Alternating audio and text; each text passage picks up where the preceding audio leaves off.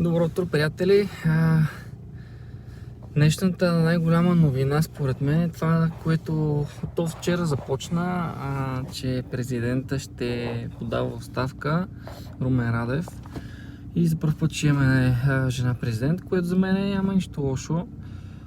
Пък Румен Радев ще стартира свой проект партия, което според мен ще даде някаква нова надежда на всички нас, защото както виждате, за пореден път бяхме излъгани и не знам, това е пак някаква нова надежда.